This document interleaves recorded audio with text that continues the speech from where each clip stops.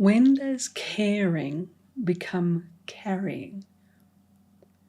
When does caring about our world, about our loved ones, our clients, the people in our lives that are struggling or suffering, when does natural, beautiful, appropriate, empathetic, intuitive caring become carrying them, carrying the song of their suffering?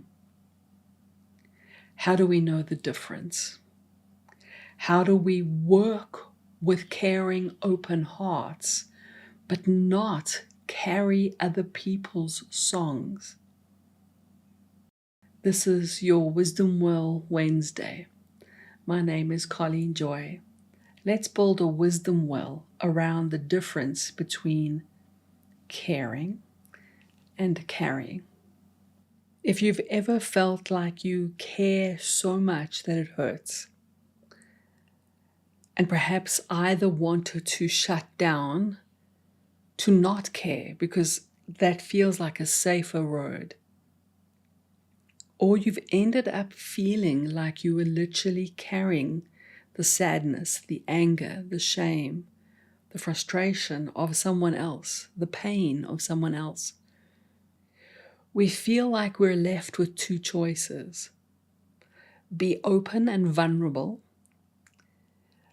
open so much that we are sponges to other people's songs, or close, withdraw, shut off, isolate, defend, attack even. So do we really have only these two choices? To stay open and yet vulnerable, to care too much, to care so much that it hurts, or to close, withdraw, and cut off?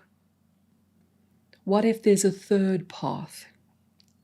If you or someone you know needs to hear this Wisdom Well Wednesday message, let's explore a third approach that's not staying open so much that we remain vulnerable, that we expose ourselves to the painful, discordant songs of others, and neither do we close, which also is very painful, isn't it? Here's a quick way to check whether you are carrying baggage, the songs of other people, instead of just caring, that you have switched into carrying. You take a moment, you put your attention in your body, in the felt sense of your body, and even if you're just imagining, that's fine. Just you're calling attention to your breath, to the amount of comfort or discomfort in your body, the amount of openness or closedness, the amount of tension or relaxed felt sense in the body. And then simply set your intention, because intention determines what our attention is tuned into. So we set our intention to send the ambassador of attention to the body, and then we add to that intention, just me, just me, just me. So this intention is to let go of any other songs, known or unknown. Just me, just me. And as you say, just me, as if you're changing radio stations to tune into just you. If you notice that there is a subtle or strong change, if you notice that suddenly there is a little bit of relief or a lot of relief, if there's a feeling of That may be a clue that you were carrying instead of only caring. Because as we go just me, we are deciding, we are setting an intention like the conductor of an orchestra, saying where the next instrument must play or not, or be silent. And we are now conducting everything silent except for me. Now, if there is still a discomfort, a painful feeling, an emotion left, well, then we know that is some part of ourselves wanting some attention, wanting some wisdom, wanting us to be a kind friend to ourselves.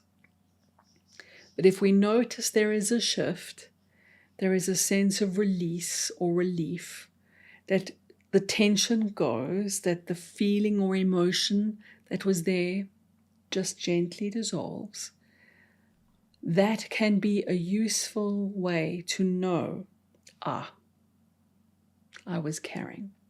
Now, not to beat ourselves up, not to make any kind of judgment out of this, to lovingly just notice, okay, I was carrying.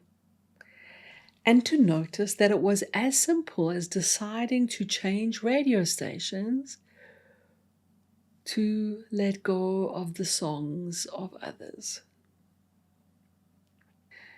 The just me intention, so simple, so elegant, can be something we weave into our evening ritual of going to bed. If you are a coach or a healer, or if you're a parent or a friend, or someone who leads others, you are exposed to the songs of others. If you just scroll on social media for 10 minutes, you're exposed to the songs of others. And there's no need to be afraid. There's no need for superstition. There's just an awareness of, I am now tuning into these songs. And maybe it's helpful to just say, just me, to let them go. To let them go. To change back our radio station. Do we want to go to sleep with other people's songs? Perhaps not. And do we really serve others by carrying their songs? Well, there's a yes and no answer that I'm going to explore with you next. But as a daily practice, or as a practice for the end of a coaching session, or a tough conversation, or a client conversation that was difficult, or as a general, brush your teeth, go to bed, just me. Scroll a bit on news or on media and then feel a little bit disturbed or feel, okay, excellent, just me. A 2-minute or 2-second just me can be enough to call back your bridges, the bridges of your intuition, so that you can now rest in the song of the self.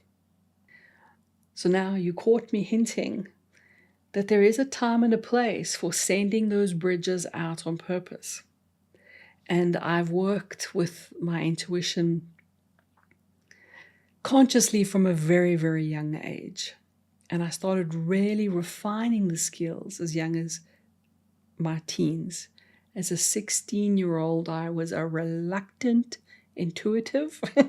I said, I'm 16. And they said yes, and they still wanted me to work with them. And I had a deep desire for truth, and I wanted to test these things. So I said yes, and thus began my career. And I have pushed intuition and intuitive skills way beyond, let's say, ordinary limits. I've discovered the shadow side of it, as in how confused we can be, the mistranslation, the interference of ego. I've worked on how to tell the difference between true intuitive insight and pure wisdom. From the age of 13, I dedicated my life to wisdom. So that has always been the prize that I have been working on. So I became interested in what makes the water of wisdom muddy. How do we know that we've got wisdom instead of a bucket full of sand when we've built our wisdom well?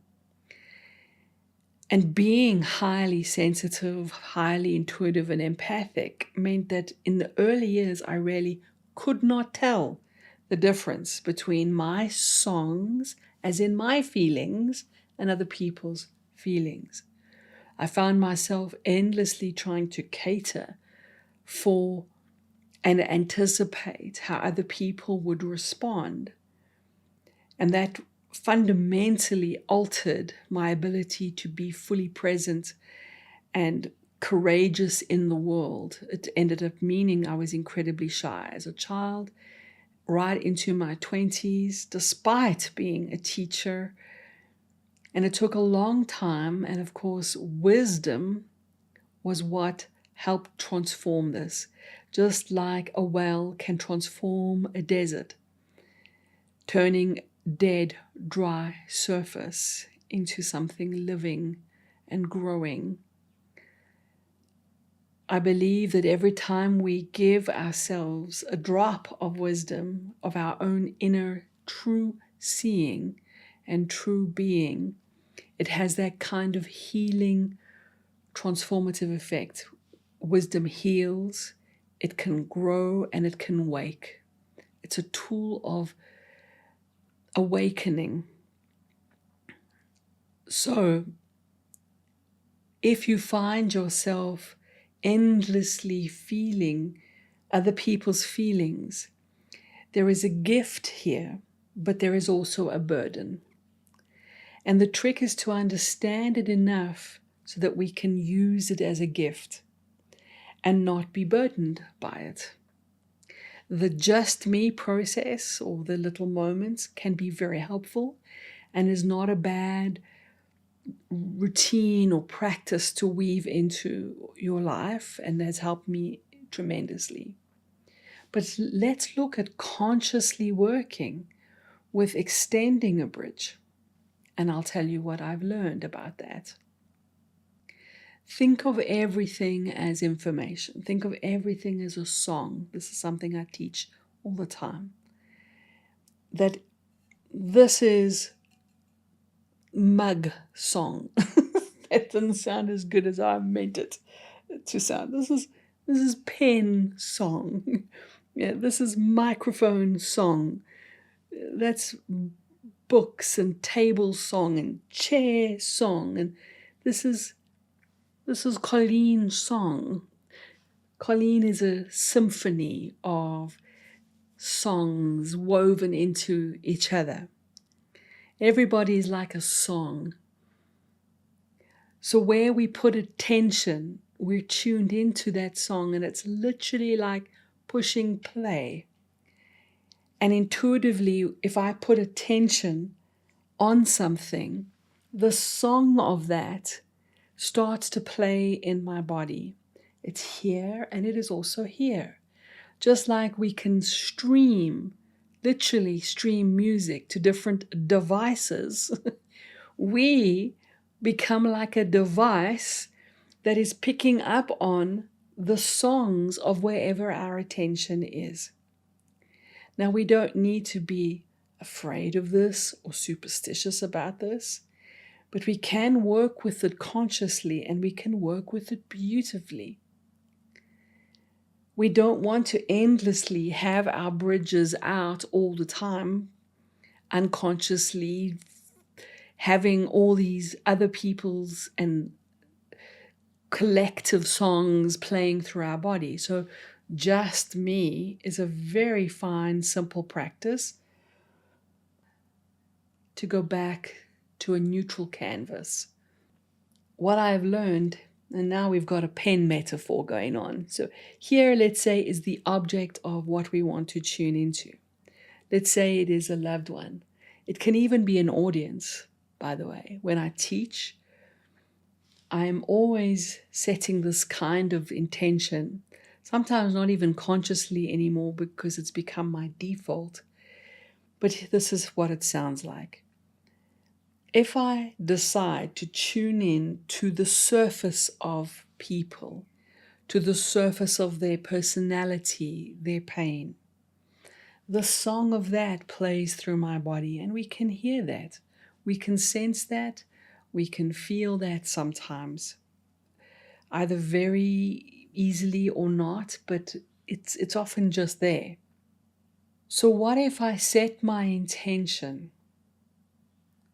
to tune in deeper than the personality, deeper than the pain, deeper than the person? Yes, there was some alliteration there. It's kind of an inside joke.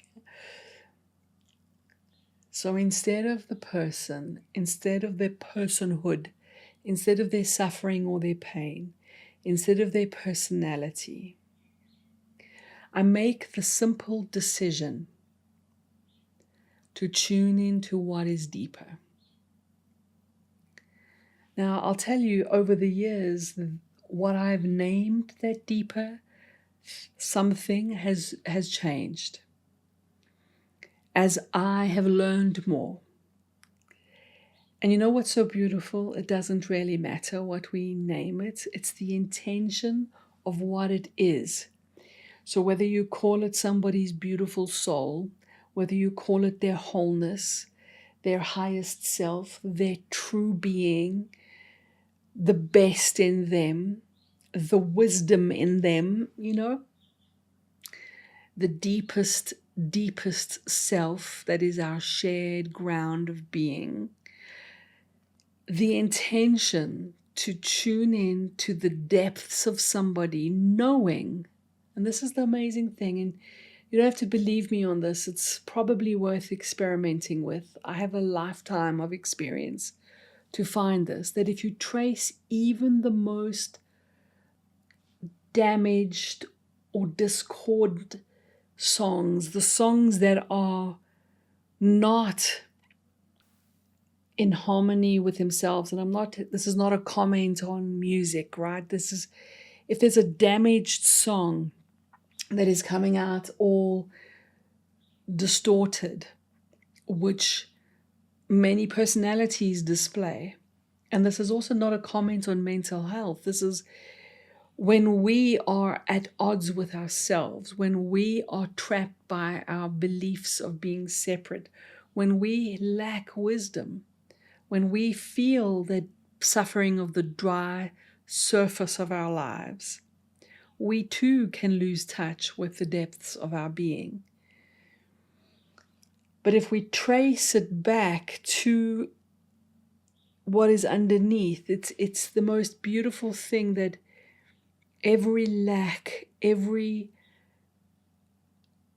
distorted song, when traced to its home ground,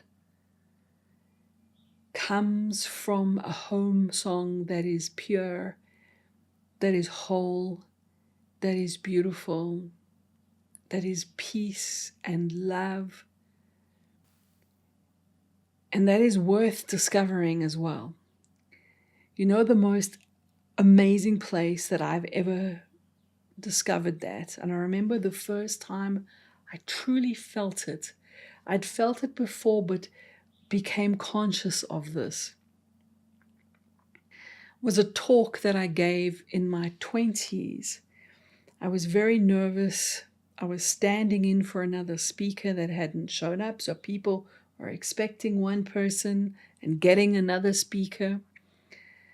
I'd been working on my fear of being visible. I'd been working on a whole lot of trauma and baggage around having scars from surgeries and a tumor when I was a kid, and the shyness, and as well as being this pure empathic, permanent antennae type of person, double whammy. And I was giving this talk where I had decided to trust the depths of me to deliver the talk. So I didn't prepare. other than doing inner work to find wisdom enough to support me. And I was standing in the middle of this talk, and I had somehow downloaded a sense of humor at the same time, which was new for me. And something funny would happen, and then something serious, and then there would be laughter, and then there would be this quiet pause. And I will never forget the moment of standing on the stage with a TV camera. They were busy recording a documentary on my life as well, and the hall was full of about 200 to 50 people. And there was this moment of silence where not a single person was moving anywhere in the whole hall. It was just natural silence that fell. And in that moment, there was only truly love. Everyone was very present. There was no difference between me and them. That tuning into that which is underneath the personality and the songs of Colleen and the personality of the audience. It's like water meeting water. It's like wisdom meeting wisdom. It's like true seeing meeting true seeing, and true being meeting true being, and wholeness meeting wholeness. And in that moment of perfect, beautiful, silent presence, I touched and knew something about our home song that is the deepest song beneath all the distortion, that was undeniable to me. And then the words carried on, and the talk finished, and there was some nice clapping and hugging and all of that afterwards. And as I was leaving that hall, I left with that is the truth right there. And I knew this is the work that I love. Why I'm telling you this is that's what we can do instead of carrying.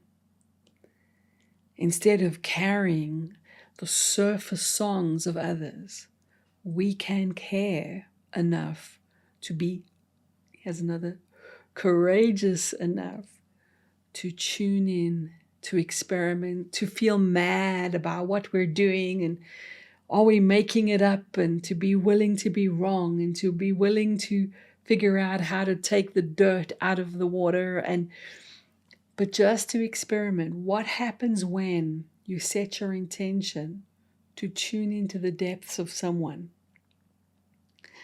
The mind might be carrying on, making it up. What does this mean? Blah, blah, blah, blah, blah, as the mind does. But underneath, there is resonance. There is a felt sense, exactly the same way we feel music. Not the story of music, the felt sense of music. And how you know you have changed what you're tuning into is that there is some more peace, some more openness. And this is how we get to stay in a state of underneath we are in the openness without sending bridges to personalities and pain.